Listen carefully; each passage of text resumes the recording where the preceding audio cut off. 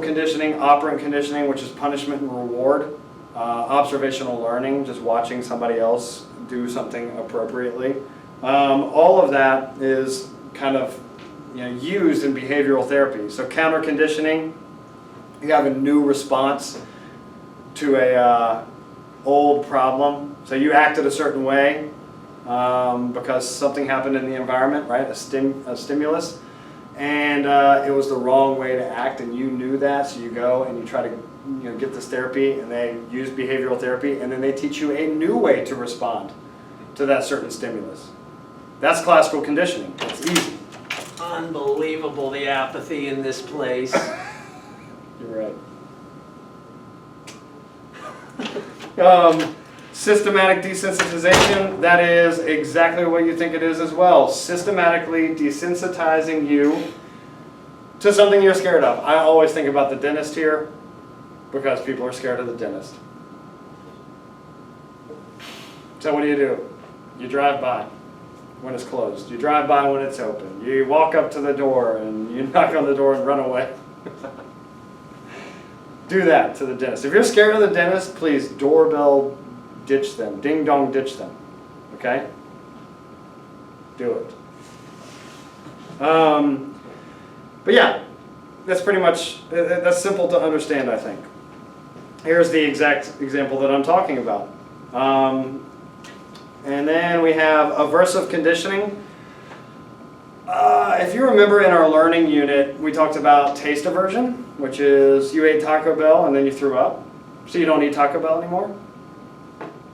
Which is really sad because that quesalupa hits hard. I like that thing. But you don't eat Taco Bell anymore because you vomited whenever you ate it. That's what they use. They can actually use that against you if you have a problem, like alcoholism. So they use this thing called antabuse, which I've seen on the AP exam, and antabuse causes you to vomit whenever you ingest alcohol.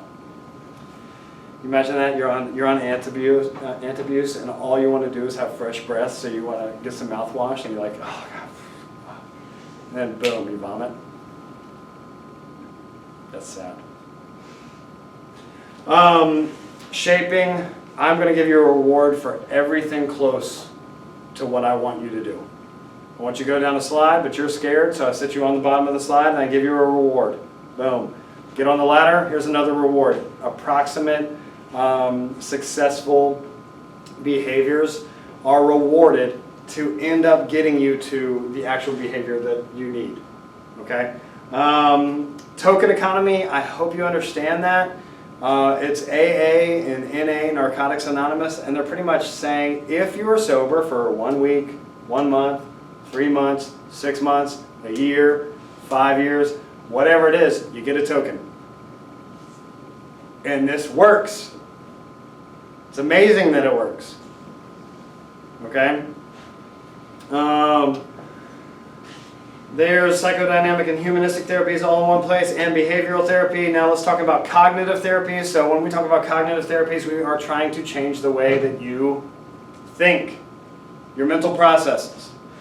So one of these things is rational emotive therapy. It's by Albert Ellis, and what it does is it changes your irrational thoughts.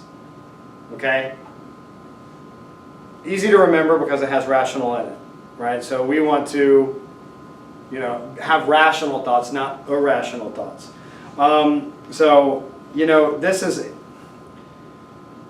This is interesting because, I think I have some examples of what those thoughts are. So irrational beliefs, it is awful and catastrophic when things are not the way you would very much like them to be. That's not true, right? It just didn't go your way. So, and people get consumed by these things. I'm one of these people. Like, I don't know why I think this, but I think I know what's best for everyone.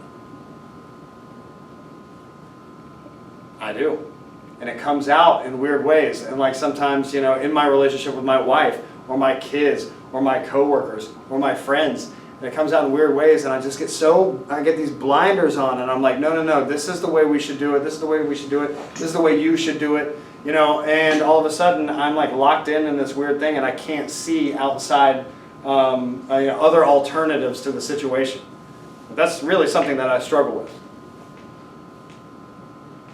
Which is weird because you probably would never understand me as being forceful, right? No, yeah.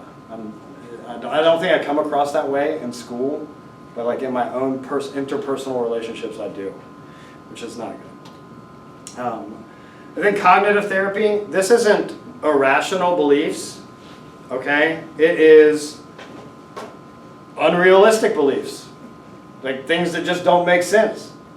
All right, like I'm clumsy, I always say the wrong thing, I can never read the situation correctly. That's not realistic. That's not true. Okay? You remember the rarity of those things, and that's why they're so powerful. You know, because you think you messed up or whatever it is, and then you start saying it. Self-talk is such a weird thing. You start saying weird things to yourself. I suck. You know, I'm so bad at this, and you keep on saying it, guess what happens? You believe it. Even though it's probably not true. Even if you're joking around. So, you know, positive self-talk is something that you can kind of understand that, you know, would help you get through something like this. So, cognitive therapy, Aaron T. Beck, focuses on changing the client's unrealistic and maladaptive beliefs. I can't do anything right, I'm worthless, I'm unlovable. That is not true. It's just your unrealistic belief about yourself. So here's some examples of some cognitive biases that you would possibly see on the exam. I think that, you know, they're pretty easy to understand. Well, I've talked about them before. Cognitive therapy is comparing those things. There it is for you. Cognitive behavioral therapy is when you combine cognitive therapies and behavioral therapies. This is the way to go. CBT is the way to go. I mean, change the way you think, change the way you behave. And then all of a sudden, you know, again, I've talked about the reciprocal determinism thing, right? To change one thing, you have to change the other two, right? The way you think, the way you behave, and your environment. You really have to understand that all of those things are interconnected. And they're tried and true ways using classical conditioning, just like you would train a dog to do that. All right, pretty easy stuff right here. Group therapy, I'm not going to even talk about that. It's literally in the term. Okay? Family therapy, guess what that is? Family therapy. Couples therapy, guess what that is? Couples therapy. Is psychotherapy better than no therapy when you're having trouble? Yes. The answer is yes. What factors contribute to effective psychotherapy? Therapeutic relationship, so the therapist and the client, mutual respect. Therapist characteristics, again, they should be empathetic. They should use eclecticism, which is down here. They should be eclectic. They should use different tactics at different times when appropriate. Client characteristics, the client must actually want help. You ever heard that quote before? You can't help somebody who doesn't want to help themselves? Yeah. A lot of people have to hit rock bottom before this even happens. And then external circumstances. Again, if you're in a supportive environment that you can go to, you know, awesome. If for some reason you can't and the friends that you have actually encourage your bad behaviors or bad thoughts, that's going to be tough. It's going to be tough to fight. You're going to have to leave that environment to change your thoughts and behaviors. Eye movement desensitization, reprocessing, EMDR. Pretty simple to understand here, and we're going to use distraction while you're thinking about this stressful stimuli to get you to not be so stressed when thinking about it. Either alternating tones, fingers going back and forth, raising your arms at different times, using both sides of the brain that would do something like that. Exposure therapy, exactly what you think it is. Exposing yourself to your fear or problem or whatever it is, almost just like systematic desensitization. Biomedical therapies, so we're talking about drugs here. The first set of antipsychotic drugs are called typical antipsychotics. Guess what? They suck. They have terrible side effects. Okay? A side effect to where if you use it prolonged, your face actually doesn't stop moving. They're called tardive dyskinesia, right? This thing. That'd be me just chilling because I took prolonged antipsychotics. The good ones are called atypical antipsychotics. So they help with, schizophrenia and stuff like that. But these actually have less side effects than the typical. Tardive dyskinesia, again, when your face can't stop moving because of prolonged typical antipsychotic use. Anti-anxiety medications, Valium, Xanax are examples. The overarching classification of these drugs are called benzodiazepines.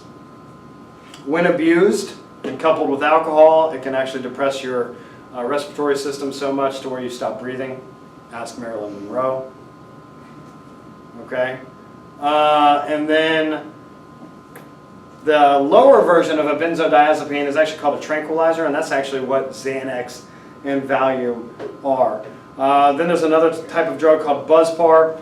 It's not a benzodiazepine, but it actually does the exact same thing, but it has less side effects. So if people can't handle the side effects or have side effects, they usually get Buzzpar instead of a tranquilizer. Lithium is going to help fix bipolar disorder. It actually levels you out, which is, again, I always think it's so crazy that the third element is the thing that works the best on leveling out moods in a human. That's weird to me. But what does it do if you use it for too long? It actually creates toxic levels. Your blood becomes toxic. And you get sepsis and die. Boo. So what would probably happen is you get Depakote, which is also used to treat bipolar. All right, antidepressant medications. The first two had crazy side effects, tricyclics and MAO inhibitors. You couldn't have certain meats and cheeses. It would send you into a bad case of the side effects that come along with MAO inhibitors. And then we get to these things called SSRIs, selective serotonin reuptake inhibitors, and they increase the availability of serotonin in the brain. And when that happens, and if you ever see serotonin on the exam, we're talking about mood. Okay? So these are really good antidepressants. So examples, Prozac, Paxil, and Zoloft. They have some side effects, and if you can't deal with those side effects, you actually would be prescribed something else called a dual action antidepressant. And it does affect the levels of serotonin just like SSRIs, but they have different side effects that you probably handle a little bit better. And if those two don't work, then you have dual reuptake inhibitors, which messes around with serotonin, and norepinephrine, norepinephrine. All right? And then they have different side effects as well. Electroconvulsive therapy, if you see a question and it's somebody is on the verge of suicide or something like that, then this might be the answer to that question. This will fix you for a short period of time to get you out of that very deep, dark place that could lead to suicide. Experimental treatments, transcranial magnetic stimulation, TMS, vagus nerve stimulation, VNS, and then deep brain stimulation, DBS, all experimental, all do pretty much the same thing. They focus on certain areas of the brain, use electricity or magnets or whatever it is to change your brain chemistry, and hopefully, again, that fixes the problem, at least for the time being. Anti-anxiety medications, antidepressant medications, antipsychotic medications, they're all listed there for you. They don't go into anything like specific, but they're listed there for you. Again, I probably already mentioned the ones that would be even close to being mentioned on the AP exam. All right, and we're done with our Unit 8 review.